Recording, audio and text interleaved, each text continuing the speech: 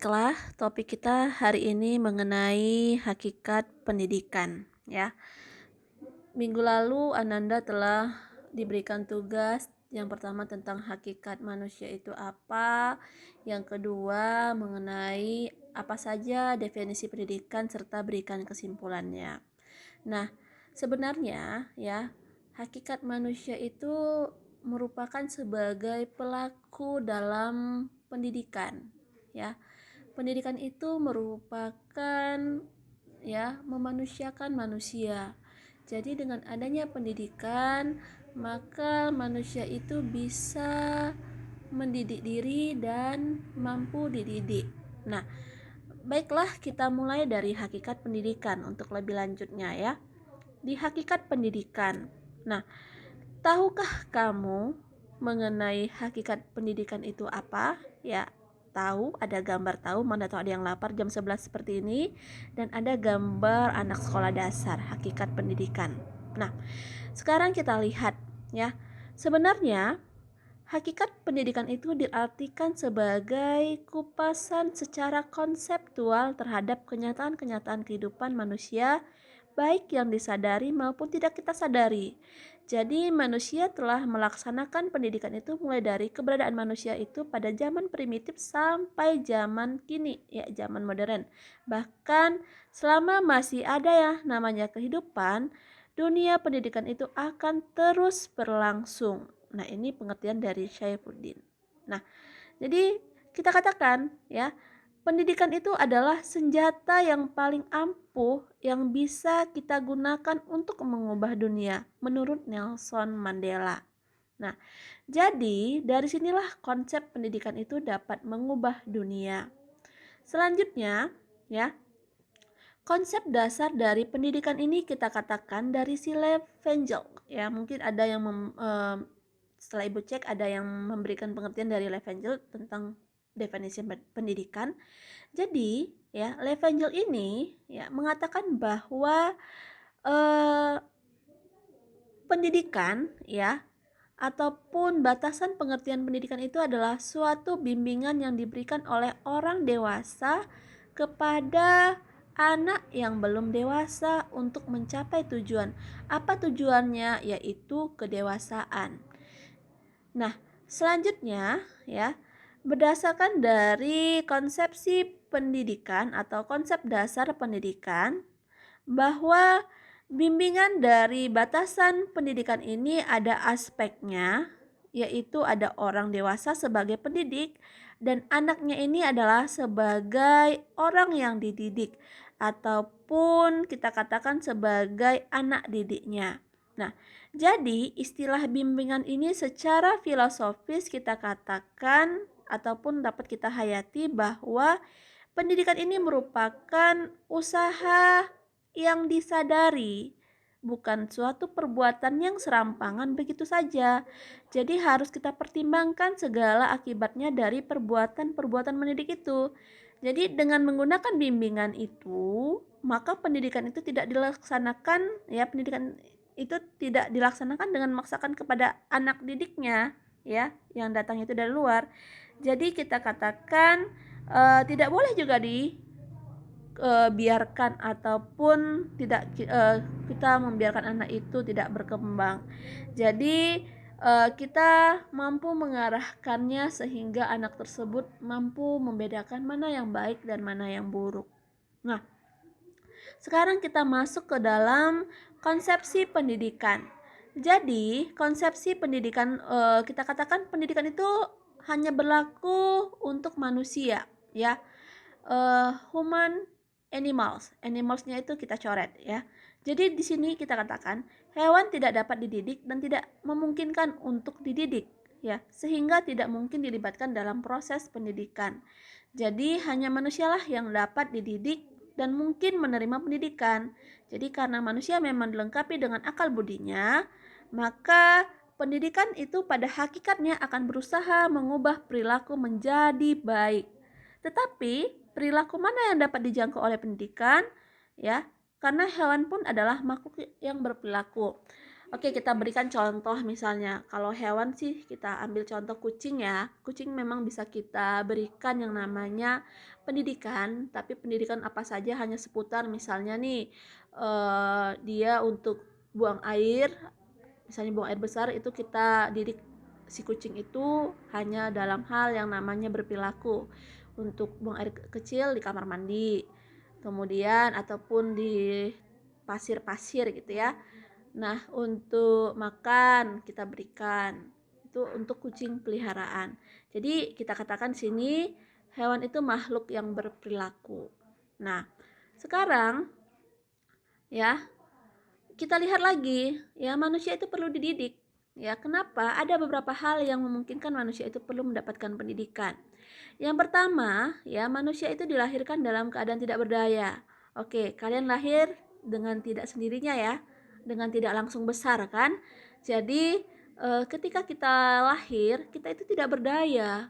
Ya, kita keluar dari rahim ya, dari rahim ibu kita. Kemudian eh, kita dibantu, kita dipakaikan baju, kita diberi makanan ya. Lalu manusia itu lahir tidak langsung dewasa. Kemudian manusia pada akhirnya itu adalah makhluk sosial. Jadi kita itu membutuhkan orang lain ya. Jadi kita tidak seperti raja tidak berdiri dengan sendirinya. Lalu manusia itu pada hakikatnya itu dapat dididik dan dapat mendidik dirinya sendiri secara terus-menerus sepanjang hayat. Jadi, dididik sejak lahir sampai akhir hayatnya agar mendapatkan ilmu yang menuntunnya menjadi manusia yang terdidik. Nah, selanjutnya dari manusia yang perlu dididik ya, kita masuk kepada bagian ya itu masih hanya permulaan. Kita ke bagian pengertian pendidikan, kemudian konsep dasar pendidikan dan unsur-unsur pendidikan. Nah, sekarang kita lihat ya, pendidikan. Siapa sih unsur-unsur pendidikan? Ya, kita lihat ya, kita cermati, kita amati saat kita di rumah, saat kita di sekolah, saat kita di masyarakat. Nah, kita perhatikan ya. Pertama, sebenarnya ya, pendidikan itu kita katakan ada dalam pengertian dalam arti luas, pengertian dalam arti sempit, luas terbatas, pendidikan menurut sistem ya, pendidikan itu sebagai suatu sistem. Nah, kita ambil sekarang adalah pendidikan dalam arti luas pengertiannya. Jadi kalau dalam pengertian arti luas, pendidikan itu merupakan segala pengalaman belajar yang berlangsung dalam segala lingkungan dan sepanjang hidup ya. Ini menurut Mudia Harjo pada tahun 2012. Jadi, apa saja sih karakter untuk pengertian pendidikan dalam arti luas ya? Yang pertama itu masanya itu berlangsung ya seumur hidup. Lalu lingkungannya itu segala lingkungan, waktu itu tidak terbatas ya, bentuk kegiatan itu banyak ya, berupa kegiatan, kemudian ada pola dan ada lembaga, lalu ada tujuannya itu terkandung dalam setiap kegiatan. Nah, jadi pendidikan dalam arti luas ini tidak terbatas waktunya, kapan saja, mau tua mau tua itu masih terus belajar. Nah, siapa sih pendukung dalam pengertian dalam arti luas ini ya? Ada kaum humanis romantik dan kaum pragmatis ya. Jadi di sini kaum humanis romantik dia mengatakan bahwa dia mengecam pendidikan dalam bentuk sekolah. Kenapa? Karena mendorong pengasingan siswa dari hidup. Lalu menurut kaum pragmatis dia mengecam praktek pendidikan di sekolah. Kenapa? Terjadi penghinaan martabat kemanusiaan ya. Selain itu Ivan Illich juga mendukung tentang pendidikan dalam arti luas. Dia mengatakan bahwa pendidikan yang baik itu memiliki yang namanya tujuan, yaitu memberikan kesempatan semua orang bebas dan mudah memperoleh sumber belajar setiap saat, lalu memungkinkan semua orang memberikan pengetahuan mereka kepada orang lain, serta menjamin tersedianya masukan umum yang berkenaan dengan pendidikan. Jadi pendidikan formal yang diatur kurikulum disajikan oleh guru, dibatasi waktu, tidak diperlukan karena mematikan kebebasan si anak dalam belajar. Inilah pengertian dalam arti luas. Nah, sedangkan pengertian dalam arti sempit kita katakan ya, ini seperti kalian yang sedang mengenyam pendidikan di bangku perkuliahan atau perguruan tinggi. Jadi pendidikan dalam arti sempit ini kita katakan sebagai pengajaran yang diberikan di sekolah sebagai lembaga formal ya. Nah, Apa saja karakter khususnya ya? Yang pertama itu masanya itu ada waktu tertentu ya. Kuliah di universitas paling cepat 3,5 tahun atau 4 tahun, paling lama 7 tahun. Jika lewat 7 tahun DO. Nah, selanjutnya lingkungannya diciptakan khusus ya. Lalu bentuknya formal. Oke. Kemudian tujuannya itu mempersiapkan kehidupan. Nah, siapa saja pendukungnya ya? Pendukungnya ini adalah kaum behavior, Watson, Lester, dan Frank ya, Lester Frank. Jadi mereka mengatakan bahwa cenderung optimis terhadap pendidikan yang dilembagakan dan pesimis terhadap pendidikan yang tidak dilembagakan. Jadi prinsip yang mendasari sekolah itu lebih kepada pembentukan pola tingkah laku sangat itu dipengaruhi oleh lingkungan. Ya, sekolah merupakan rekayasa perubahan tingkah laku yang terprogram. Kemudian masa depan sekolah sebagai lembaga rekayasa tingkah laku cerah untuk mendapat ataupun mencapai kemajuan. Nah, kemudian menurut si Lester Frank juga ya, setiap anak yang dilahirkan itu ibarat bahan mentah yang harus diolah pabrik. Jadi, alam tidak dapat diandalkan untuk pengembangan kemampuan ya, untuk pengembangan kemampuan individu. Jadi, pengembangan kemampuan anak itu harus direncanakan, perencanaan berlangsung di lembaga yang baik. Nah, untuk pengertian luas terbatas di sini hampir sama dengan pengertian dalam arti luas, tapi di sini terbatas ya. Jadi, pengertian pendidikan dalam arti luas terbatas dikatakan sebagai usaha sadar yang dilakukan oleh keluarga, masyarakat, dan pemerintah melalui kegiatan bimbingan, pengajaran, ataupun pelatihan yang berlangsung di sekolah maupun di luar sekolah sepanjang hayat untuk mempersiapkan peserta didik agar dapat mempermainkan peranannya itu dalam berbagai lingkungan hidup secara tepat di masa yang akan datang. Jadi karakteristik khususnya itu ya masanya tetap seumur hidup, ya lingkungan itu sebagian lingkungan hidup kita. Bentuknya itu ada formal, non formal, informal, dan tujuan itu mencakup formal, non formal, dan informal. Nah, pendukungnya itu adalah kaum humanis realistik, kaum realistik di mana menurut mereka bahwa mengambil jalan tengah antara pengertian luas dan sempit ya. Edgar Ford sebagai Ketua Komisi Internasional Pengembangan Pendidikan merumuskan bahwa pendidikan sebagai usaha memaksimalkan peranan pengajaran di sekolah dan di luar sekolah. Nah, inilah pengertian dalam luas terbatas. Sekarang ya, kita lihat pengertian pendidikan menurut Tirta Harja dan Sulo ya. Menurut Tirta dan Sulo ya, ada 4 batasan pendidikan berdasarkan fungsi. Yang pertama, pendidikan sebagai proses transformasi budaya. Yang kedua, proses pembentukan pribadi. Yang ketiga, proses penyiapan warga negara dan penyiapan tenaga kerja ya. Nah, untuk proses transformasi budaya di sini kita katakan adanya pewarisan budaya dari satu generasi ke generasi yang lain ya. Yang kedua, pendidikan sebagai proses pembentukan pribadi, adanya kegiatan yang sistematis dan sistemik terarah ya. Jadi terbentuknya kepribadian peserta didik. Lalu yang ketiga, pendidikan sebagai proses penyiapan warga negara, dikatakan bahwa kegiatan yang terencana untuk membekali peserta didik itu menjadi warga negara yang baik.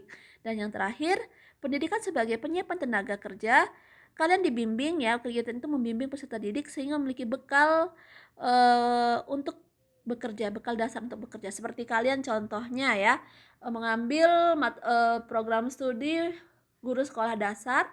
Nah, diharapkan kalian mampu menjadi pendidik di sekolah dasar ya, menjadi pendidik yang profesional ya, yang memiliki yang namanya keterampilan pedagogi pendidikan, kemudian profesional, kalian mampu menguasai ilmunya, lalu kalian memiliki kompetensi yang namanya kepribadian ya, kalian mampu menghargai, menghormati, kemudian kompetensi sosial, kalian mampu bersosial dengan teman sejawat, anak didik kalian, serta dengan orang tua dari siswa ya. Nah, selanjutnya untuk pengertian pendidikan menurut garis besar haluan negara, dikatakan bahwa pendidikan nasional itu berakar pada kebudayaan bangsa Indonesia dan berdasarkan Pancasila serta Undang-Undang Dasar 1945 diarahkan untuk meningkatkan kecerdasan serta dapat memenuhi kebutuhan pembangunan nasional dan bertanggung jawab atas pembangunan bangsa.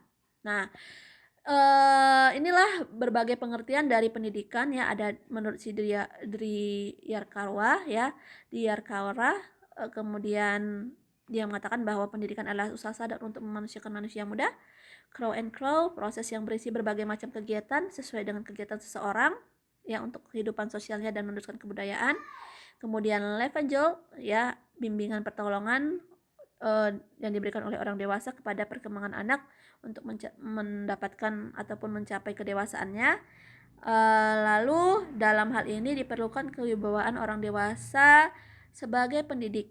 Jadi anak dengan sukarela melakukan segala sesuatu yang dituntut oleh pendidik. Nah, menurut si John Dewey, dia mengatakan bahwa proses pembentukan kecakapan fundamental secara intelektual dan emosional. Sedangkan Ki Hajar ya merupakan tokoh pendidikan nasional Indonesia mengatakan bahwa daya upaya untuk memajukan bertumbuhnya budi pekerti ya, kekuatan batin, karakter, pikiran, intelek dan fisik anak. Serta menurut kamus ya pendidikan itu adalah proses mengembangkan kemampuan, sikap dan tingkah laku dalam masyarakat. Jadi proses sosial yaitu pengaruh lingkungan.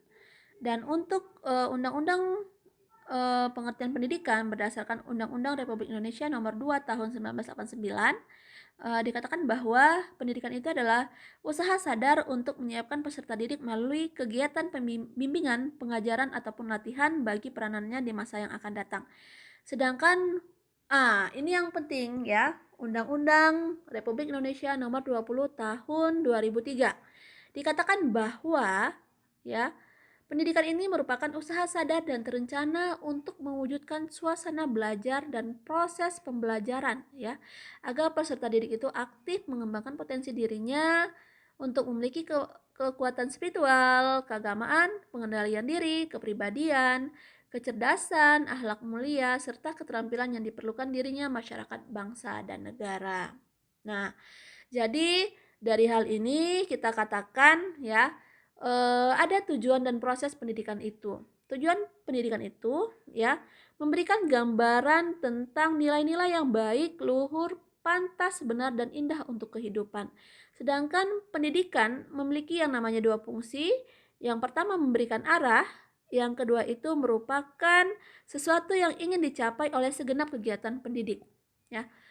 Nah, bagaimana proses pendidikannya? Ya, proses pendidikan ini merupakan kegiatan pergerakan ataupun dinamika atau mobilitas segenap komponen pendidikan oleh pendidik sehingga dia terarah kepada pencapaian tujuan pendidikan. Nah, jadi tujuan utama pengelolaan proses pendidikan ini yaitu terjadinya proses belajar dan pengalaman belajar yang optimal, ya. Selanjutnya dari tujuan dan proses pendidikan, kita ke bagian tujuan pendidikan berdasarkan Undang-Undang Sistem Pendidikan Nasional. Intinya ini ya, ada 8 yang dicapai. Pertama, peserta didik itu harus beriman dan bertakwa kepada Tuhan Yang Maha Esa. Berakhlak mulia, sehat, berilmu, cakap, kreatif, mandiri, dan menjadi warga negara yang demokratis dan bertanggung jawab. Ya. Nah, jadi ya, tujuan pendidikan itu ada hierarkinya. Dimulai dari tujuan umum pendidikan, tujuan institusional, tujuan kurikuler, dan tujuan instruksional. Kita mulai dari tujuan umum pendidikan ya. Nah, tujuan umum pendidikan nasional itu ini ya. Tujuan umum itu tujuan pendidikan nasional. Jadi, kalian kuliah di sini di program studi ini ya untuk mencapai tujuan pendidikan nasional ini salah satunya ya. Menjadi arah dan pedoman bagi seluruh upaya pendidikan di suatu negara, di negara kita. Jadi di sini ya bisa kalian perhatikan tujuan guru dan tenaga kependidikan membentuk manusia yang beriman dan bertakwa kepada Tuhan Yang Maha Esa serta berbudi luhur, membentuk manusia yang berkepribadian mantap dan mandiri yang memiliki pengetahuan dan keterampilan sehat jasmani dan rohani, serta membentuk warga negara yang bertanggung jawab terhadap masyarakat dan negaranya. Lalu untuk tujuan pendidikan lembaga ada ciri khusus lembaga, kemudian tujuan lembaga dipengaruhi oleh apa. Misalnya nih ya di SD apa? Sekolah dasar memiliki tujuan pendidikan lembaga tersendiri. SMP juga ada, SMA juga ada, dan universitas ya. Kita kan ada visi misinya ya. Jadi ada tujuan pendidikan lembaganya. Lalu ada tujuan kurikuler ya. Tujuan kurikuler ini mencapai dari bidang studinya. Misalnya nih, landasan pendidikan. Apa sih sebenarnya tujuannya utamanya apa? Oke.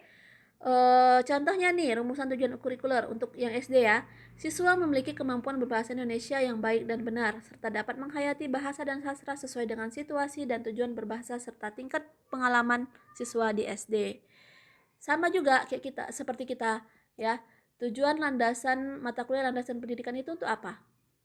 Ya, sebagai bekal calon pendidik ya. Nah, terakhir ada tujuan instruksional. Nah, ini dibuat per materinya. Misalnya nih, materi kita kan landasan pendidikan, ada materinya itu khusus misalnya hakikat pendidikan. Apa tujuannya? Nah, jadi kita katakan nanti tujuan instruksional itu ada yang umum dan ada yang khusus ya. Nah, selanjutnya kita bagian perumusan tujuan instruksional khusus itu kalian sebagai calon guru harus mempelajari yang namanya kurikulum ya, menguasai taksonomi hasil belajar, ada domain, kognitif, afektif, dan psikomotorik. Jadi nanti kriteria dalam perumusan TIK ini ya, tujuan instruksional khusus mengikuti unsur A, B, C, D. Audiens, siswa, behavior itu tingkah laku yang tidak dicapai, C, condition, lingkungan belajar, dan D, grade, hasil atau goalnya.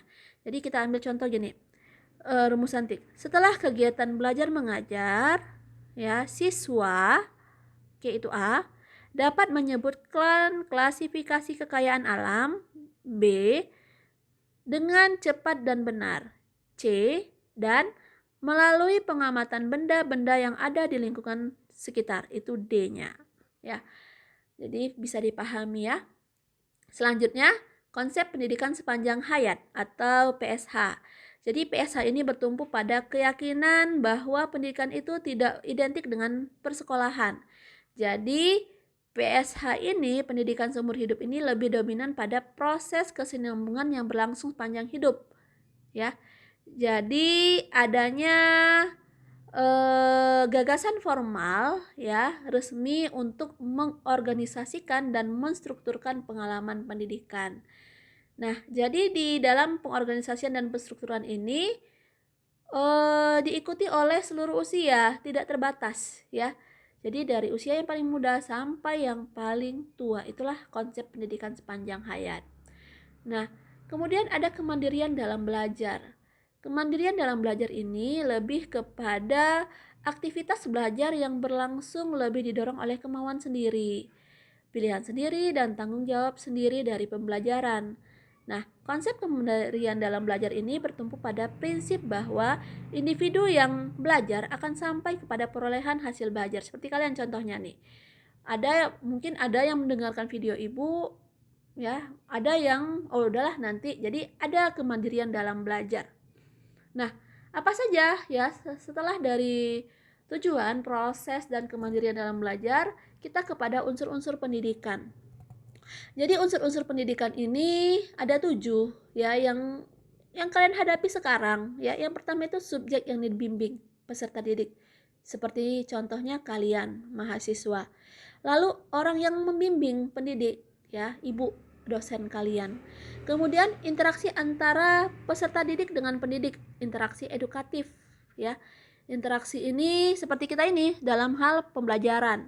Kemudian ke arah mana bimbingan ditujukan ya? Apa tujuan kalian mempelajari dalam hakikat pendidikan ini? Ada tujuan pendidikannya.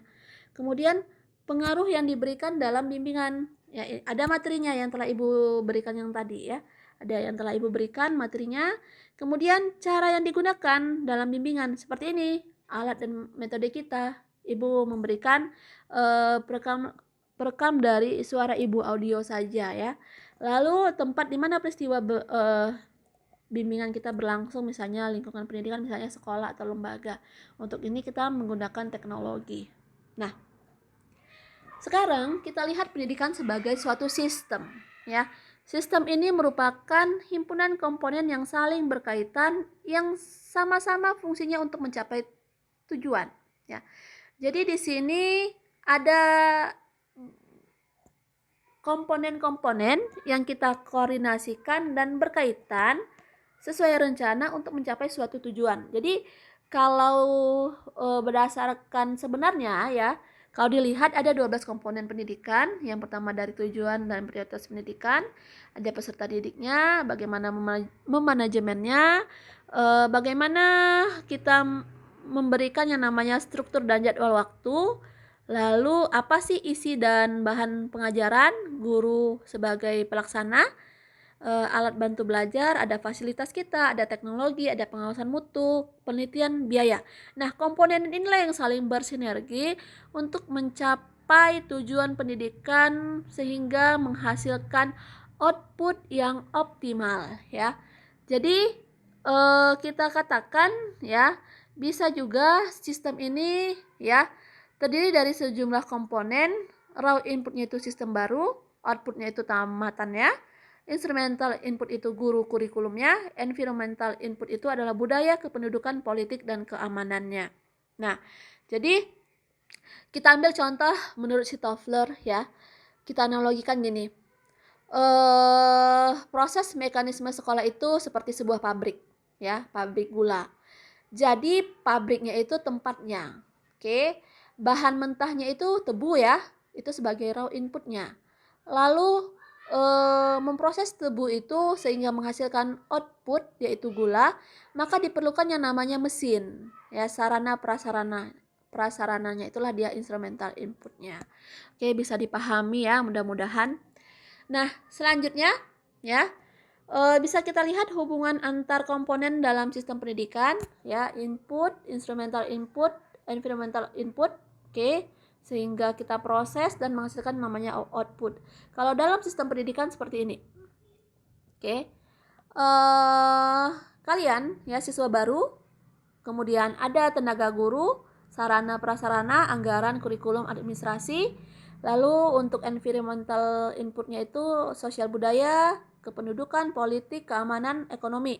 Lalu 3 hal ini raw input, instrumental input, kemudian environmental input ini bergabung, kita lakukan prosesnya ini ya. Maka kalau misalnya terkendala, maka akan putus sekolah. Kalau misalnya berhasil, maka tercapailah adanya lulusan ya. Lalu hubungan sistem pendidikan dengan sistem lain ya, ini sangat penting. Ada suprasistem, sistem, subsistem, subsubsistem, dan seterusnya seperti ini. Oke. Nah, pendidikan itu ini kan dari ajuan dari masyarakat ya. Jadi masyarakat ada sistem ekonomi, sistem pendidikan, dan sistem politik. Nah, di dalam sistem pendidikan ada pendidikan non formal, pendidikan formal, dan pendidikan informal. Pendidikan formal dibagi lagi ada sekolah dasar, sekolah menengah, kemudian perguruan tinggi. Di sekolah menengah nanti ataupun nanti di perguruan tinggi juga ada, di sekolah dasar juga ada administrasi sekolah, kurikulum, dan ada ketenagaan atau pegawainya. Lalu untuk kurikulum ya, ada metode, ada materi, dan kita evaluasi. Oke, sekarang kita lihat ya, mungkin ada yang bertanya, Bu, apa sih perbedaan pengajaran dengan pendidikan ya? Untuk pengajaran lebih kepada instruction ya, lebih menekankan pada penguasaan wawasan dan pengetahuan tentang bidang ya, seperti pendidikan, pertanian, kesehatan. Sedangkan pendidikan lebih menekankan pada pembentukan manusianya ya, kita tanamkan sikap dan nilai-nilainya. Lalu untuk pengajaran dia memakan waktu yang relatif pendek, sedangkan untuk pendidikan memakan waktu yang relatif panjang. Lalu metode lebih bersifat rasional, teknis, dan praktis, sedangkan untuk pendidikan lebih kepada bersifat psikologis dan pendekatan manusiawi. Jadi kita lihat bahwa pendidikan dan pengajaran itu ya dapat dibedakan, tetapi tidak dapat dipisahkan satu sama lainnya. Jadi pendidikan modern lebih cenderung mengutamakan pendidikan sebab pendidikan membentuk wadah, sedangkan pengajaran itu mengusahakan isinya. Jadi wadah harus menetap meskipun isi bervariasi dan berubah. Dan untuk terakhir ya, di Di dalam keterkaitan ini kita ambil pendidikan formal, non formal dan informal ya sebagai sistem. Formal lebih kita kaitkan kepada jenjang pendidikan yang telah standar, dimulai dari sekolah dasar sampai ke perguruan tinggi. Perguruan tinggi ini banyak ya, ada bentuknya sekolah tinggi, ada akademik, ada institut ya, kemudian ada universitas. Kemudian pendidikan non formal ini kepada jalur di luar pendidikan formal ya, dilaksanakan secara terstruktur dan berjenjang. Misalnya apa? Kursus ya. Lalu ada paket A, paket B, paket C, lalu ada lembaga pelatihan. Kemudian ada pendidikan informal. Pendidikan informal ini lebih kepada jalur pendidikan keluarga dan lingkungan. Jadi berbentuk kegiatan belajar secara mandiri yang dilakukan secara sadar dan bertanggung jawab. Jadi fase pendidikan yang berada di samping dan di dalam pendidikan formal dan non formal itu sangat menunjang berhasilnya suatu pendidikan. Baiklah, sampai di sini penjelasan Ibu, ada 30 menit ya, agak panjang karena memang hakikat pendidikan ini sangat penting dan bisa memberikan kalian pengetahuan dasar mengenai pendidikan. Jika ada yang bertanya, silahkan. Assalamualaikum warahmatullahi wabarakatuh.